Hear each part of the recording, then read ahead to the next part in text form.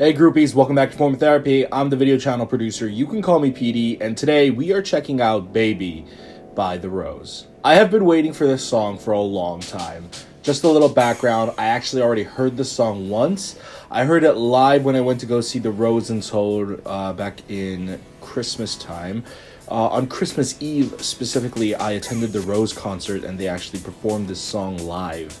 And I'll talk about that experience afterwards, but ever since then I have been anticipating this song, especially when it comes to rock music, but this song in particular. And I urge everyone else who's going to listen to the song as well, listen to it with the best quality headphones or earbuds you have. Try not to listen to it on like speakers. You really have to just like take in everything. So I'm going to be putting in my studio headphones like so. And let's get into it. This is your form of therapy.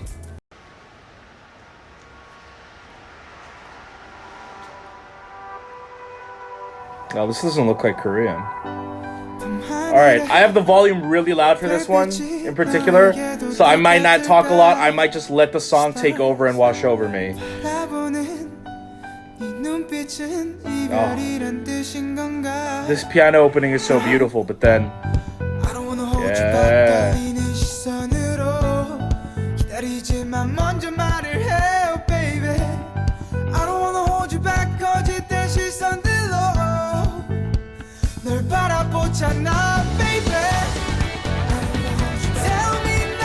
Oh, that's a cool effect. Oh, I like how they're like making her disappear. That's a really cool effect.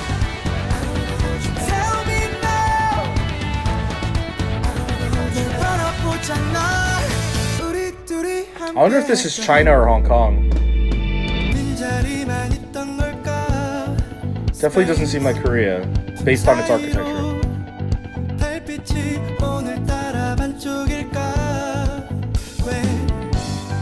I also love like the oscillating beat in the background. It was like,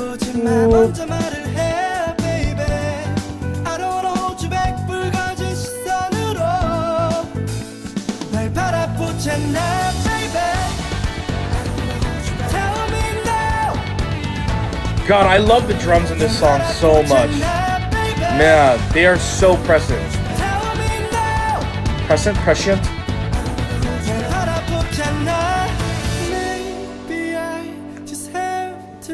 Oh my God, the colors are so gorgeous here. Which is interesting because the rest of the video, it's pretty devoid of colors if you think about it. The video itself has a lot of very gray neutral tones.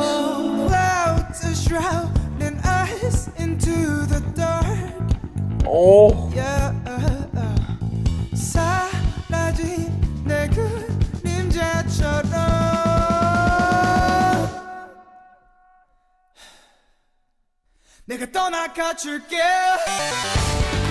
Oh my God.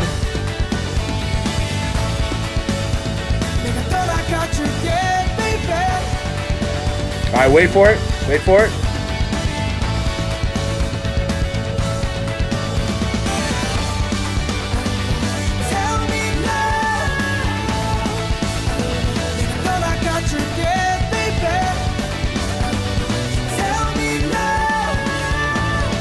Oh my God.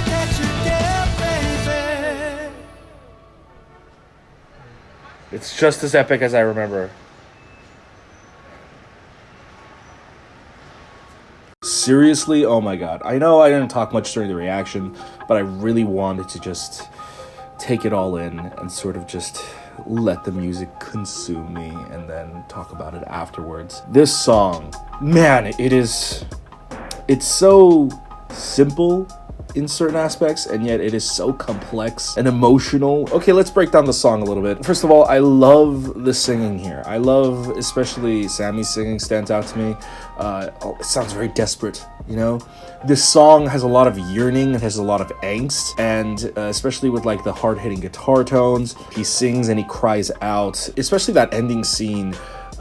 There's no music, but you know, you see Sammy just like fall to his knees and he's just like inaudibly screaming out. You can hear the emotion behind this song. The emotion is conveyed not just through their singing, but also through the instrumental, the instruments. The mixing here is Man, the mixing here is so well done. I think the guitars and the drums play different roles in this story. They are almost singers unto themselves, you know? The voice that the drum carries, the voice that the guitar carries, it's so angry, it's so present in this moment, and that is one of the coolest things when you listen to rock music especially. Like, honestly, when you listen to pop music in general, instruments just sort of fade or just like they all become one as a part of the instrumental into the background. But this feels like it's a multitude of different players coming in and conveying different emotions. A lot of them expressing, like I said, anger and angst. That's very prominent in the choruses and the bridge itself. The opening and the verse, what I really like is the piano. Piano melody has this sort of calming sensitivity to it. Then you have the funky bass come in and it kind of amps things up a little, you know,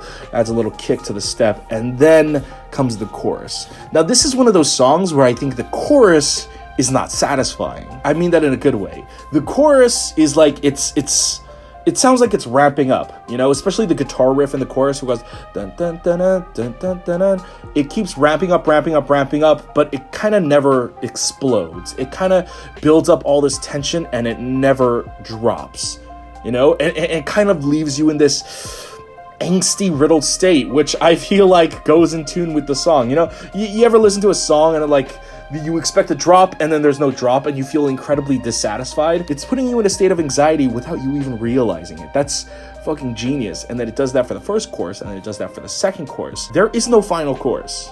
You know, it's like the bridge and the final chorus all sort of become one, you know? Usually the K-pop formula or any music formula is just verse, chorus, bridge, final chorus, right? But here it went bridge and then it ends. But the bridge also goes on really long, where you could almost interpret it that it is also the final chorus. There's not much singing in it, but the way the instruments work, it feels like a great big finality. The bridge is where it all explodes. The bridge is where it all comes to a head. The bridge is what the chorus was teasing you for. Whereas there's no big drop in the first and second chorus, there's a huge drop at the bridge. The most satisfying of all drops.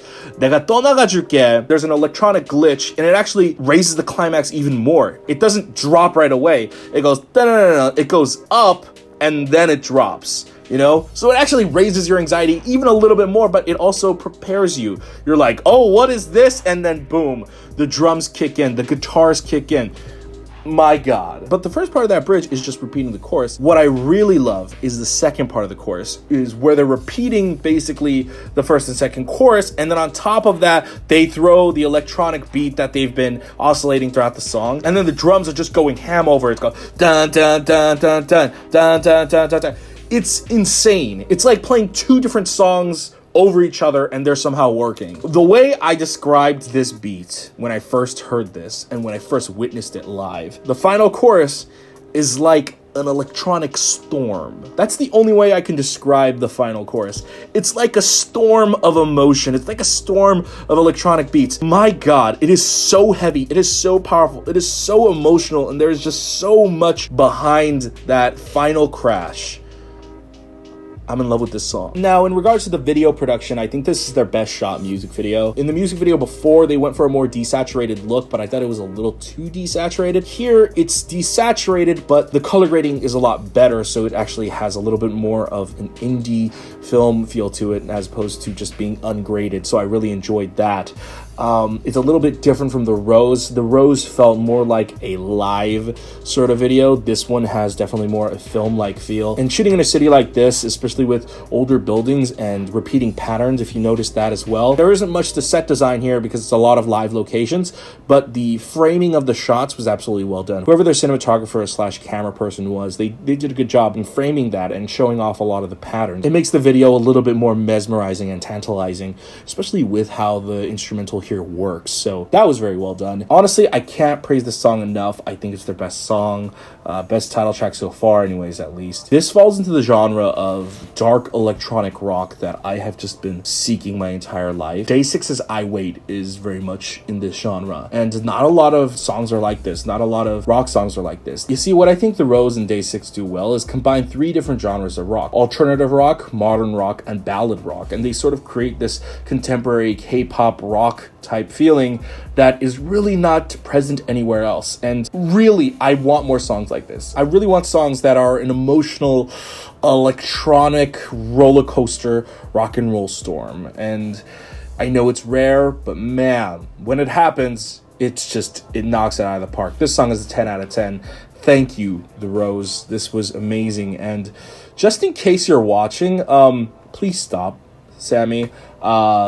When I went to go see The Rose live at their concert, in the middle of the concert, they were doing like fan engagement and talking, and all of a sudden, Sammy says out loud, out of all the people here, who stands out to me the most? And he turns to the band and he's like, oh, you guys remember that YouTube channel I showed you? What was his name? The Producer is literally what he says out loud. And I'm just like, oh my fucking God. And then he just, all of a sudden the house lights turn onto me. And imagine I'm in the center of the club and there's people in front of me or next to me, behind me.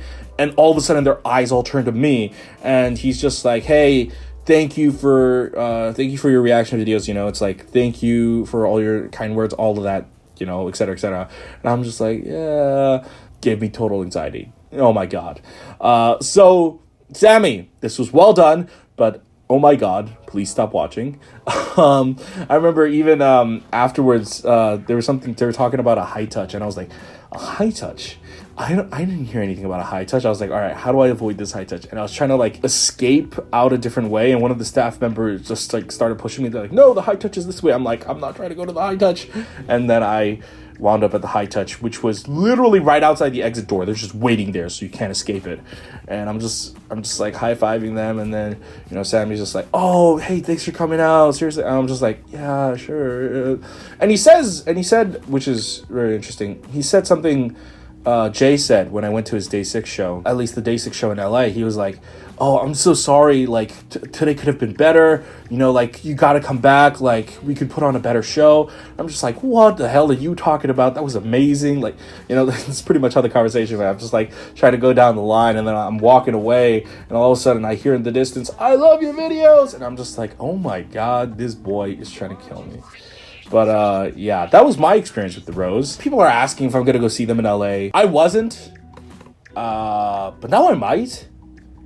I wasn't because, one, because of that experience, and two, because I kind of don't have money right now. But after hearing Baby come out, I'm just like, I gotta experience this live again. Listen, this was amazing, but you guys don't understand.